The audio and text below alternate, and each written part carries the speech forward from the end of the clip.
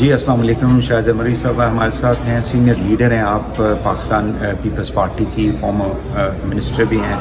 ان سے ہم گفتگو کرتے ہیں. یہ جو بجٹ آیا اس حوالے سے بہت شکریہ شاہد صاحب, آپ نے ہمیں ٹائم دیا.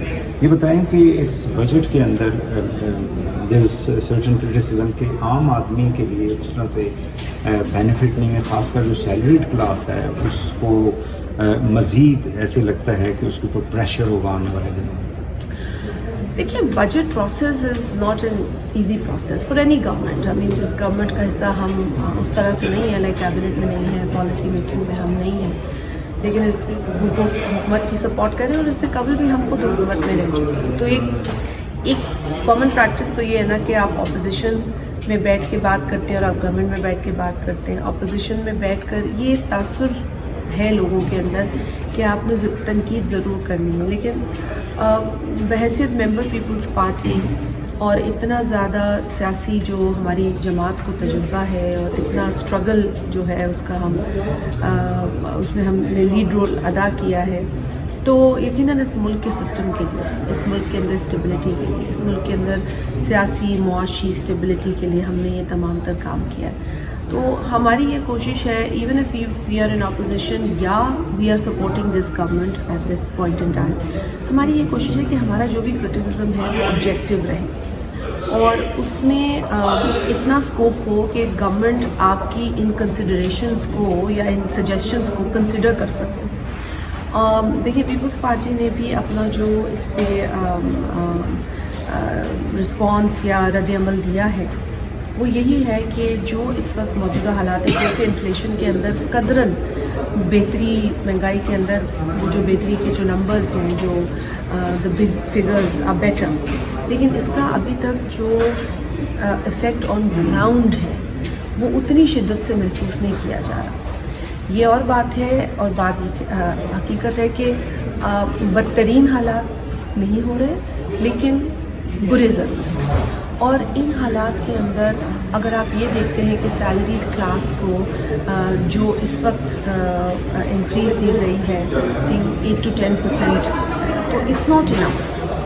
8% بھی انف نہیں ہوگی میری نظر میں, اور فار دیٹ میٹر 10% بھی انف نہیں ہوگی, کیونکہ اس وقت جو حالات ہیں اس سے نپٹنے کے لیے سیلریڈ کلاس کیا اتنی انکریز سے گزارا کر سکے گی؟ No that's a very big question. دوسری بات یہ کہ جب پیپلز پارٹی حکومت میں تھی 2008 کی حکومت کے اندر, تو آپ کو یاد ہوگا کہ ہم نے اس وقت ڈسپائٹ گلوبل چیلنجز, پوری دنیا میں ایک کرائسس تھا, گلوبل اکنامک کرائسس تھا.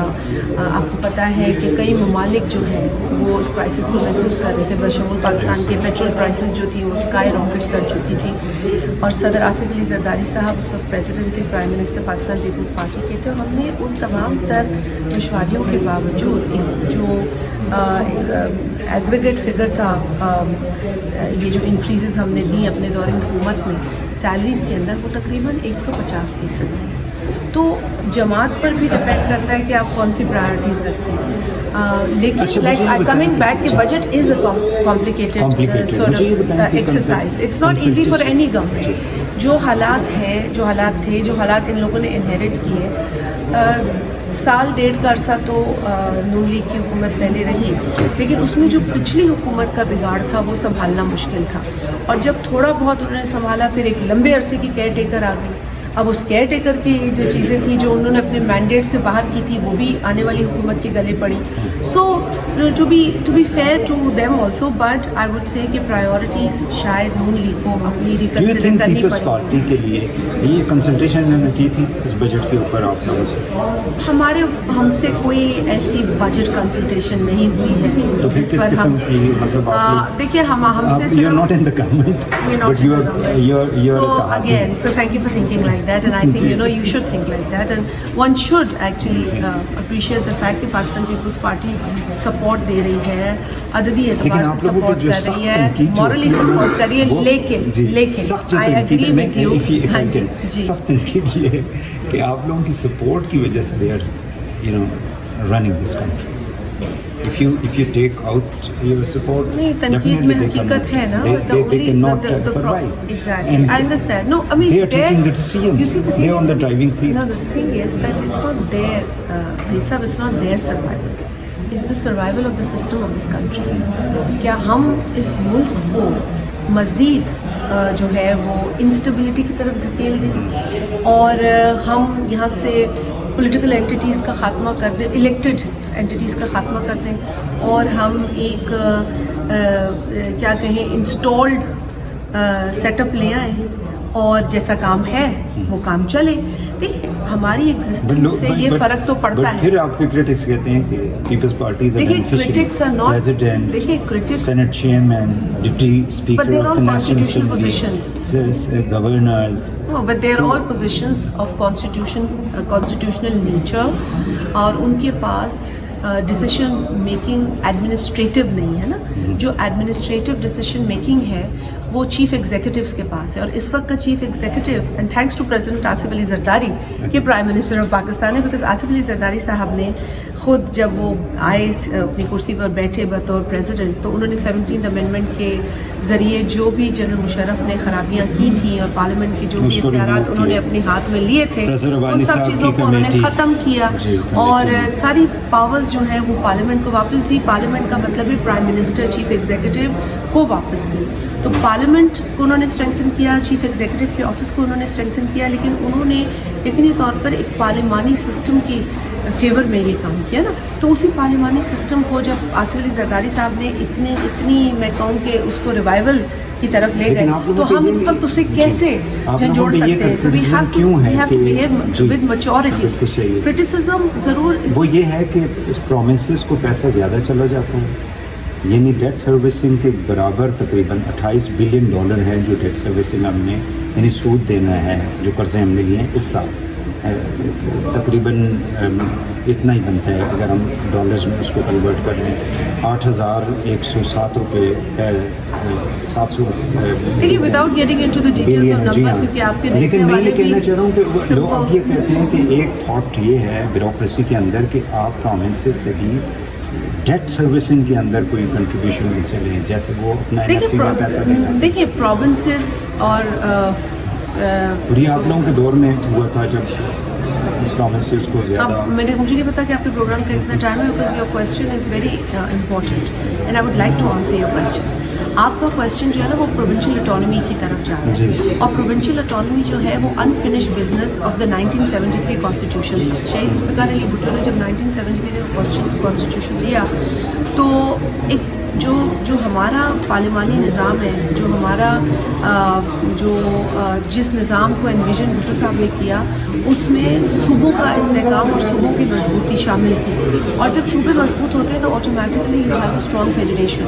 مگر اس وقت جس طرح کے معاملات تھے, اس وقت جو کانکرنٹ لسٹ تھی اس کو صرف بتا دیا گیا کہ this is going to be the concurrent list, and with in a passage of 10 years یہ ساری چیزیں صوبوں کی طرف چلی جائیں گی. اور صوبے ماں سوا 2 یا 3 ایسے ایشوز تھے جس کو فیڈرل گورنمنٹ دیکھے گی, لیکن باقی تمام تر چیزیں صوبوں کی طرف چلی جائیں گی. اور آپ جہاں جہاں یہ پارلیمنٹری نظام دیکھتے ہیں وہاں اس طرح صوبوں کو اسٹیٹس کو مضبوط کیا جاتا ہے. سو پاکستان کوئی انوکھا کام نہیں کر رہا ہے, اور صوبے پرفارم کرتے ہیں. اور آج اگر آپ صوبوں کی پرفارمنس دیکھیں تو جو GST ہے on cells tax, on cells tax تو فیڈرل گورنمنٹ کے پاس ہے, جو آن سروس ہے وہ صوبوں کے پاس ہے.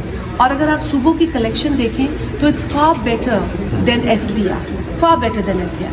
اگر FBR پرفارمنس نہیں سدھارتا, FBR باوجود ہر برس ہم ایک اسٹیٹمنٹ سنتے ہیں کہ جی ریفارم کر رہے ہیں FBR کو, وی آر ڈوئنگ دس اور we are doing that, but you don't see that happening. بتدریج ہم نے دیکھا کہ FBR کی پرفارمنس خراب ہوتی چلی گئی. 3 یا 4 مرتبہ ریوائزڈ ایسٹیمیٹس دیتے ہیں کہ جی پہلے ایسٹیمیٹ سے کلیکشن شروع کریں گے, پھر ریوائز کر کے ریوائز ڈاؤن کر دیتے ہیں, इस तरह 3 या 4 मरतबा तो पूरे बरस ये रिवाइज डाउन करते रहते हैं.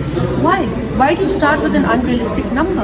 Why can't you give a real number? And then when you give a number and you keep revising down the number, then why can't you stick to your number of collection? तो I would say कि अपनी कमी पेशी अगर FPR सूबों के डाले तो सूबों के ज़िम्मे तो सेल्स टैक्स और सर्विस है, उनकी कलेक्शन देख लें.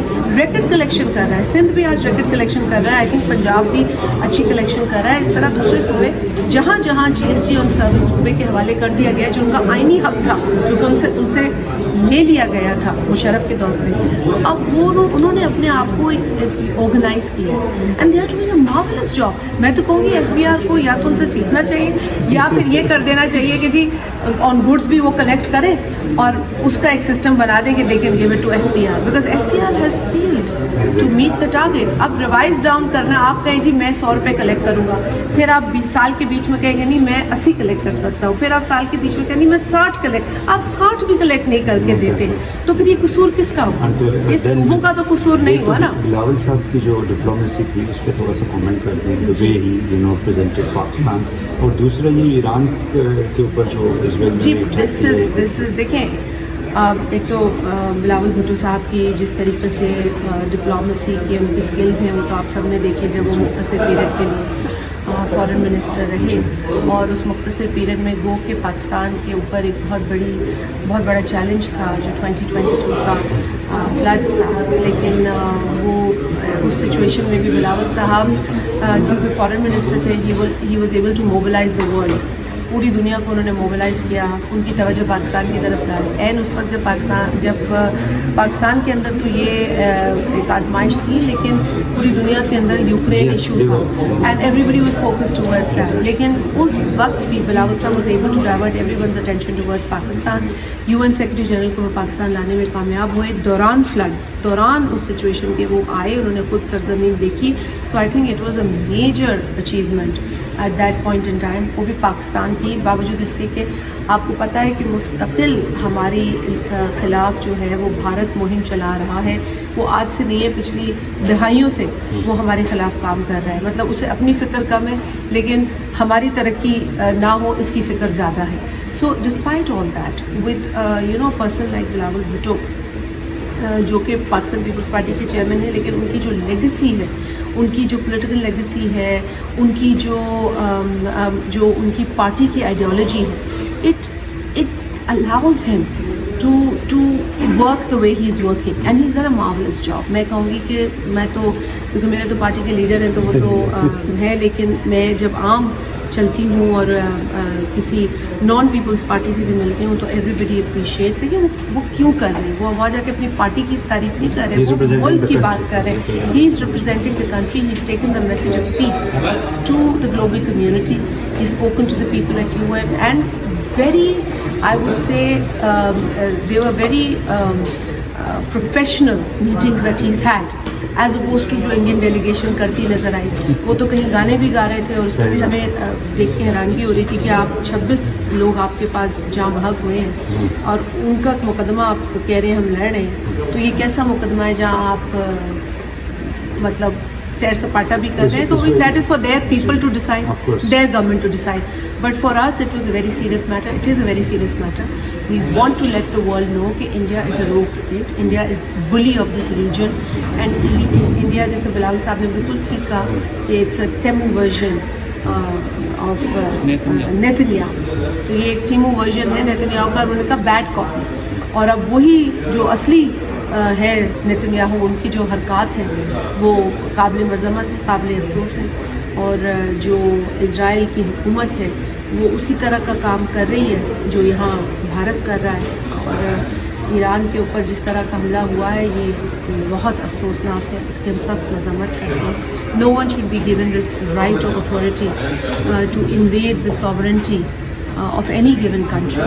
And if this continues to happen, अगर इस तरह की escalation बढ़ी तो फिर ये दुनिया के लिए सोचने की बात है. बिकॉज ये रीजनल जो जिस तरह बिलावल साहब ने कहा कि ये this is regional, this is going to cause greater regional instability. तो क्या हम ये अफोर्ड कर सकते हैं?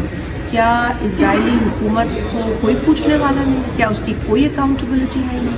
मतलब अगर वो ईरान की किसी भी प्रोग्राम पे सवाल उठाता है तो मेरा ख्याल है वही उंगली जो वो ईरान पे उठाता है वो उंगली उस पर भी उठती है कि वो अपना जवाब दे। और जो कुछ गज़ा में उसने किया है इज़राइल ने, और जो बर्बरियत, जो गैर इंसानी सलूक वो वहाँ कर रहा है, अब वो ये समझ रहा है कि वो किसी भी इंटरनेशनल लॉ को तोड़ सकता है, वो किसी भी UN चार्टर को वायलेट कर सकता है। मेरा ख्याल है ये पूरी दुनिया के लिए गौर तलब बात है, और इसकी हमने सुबह भी मजम्मत की जब ये वाक़या पेश आया, हम अभी भी मजम्मत कर रहे हैं। And this can not go on, this can not go on. बहुत शुक्रिया, बहुत शुक्रिया। Thank you.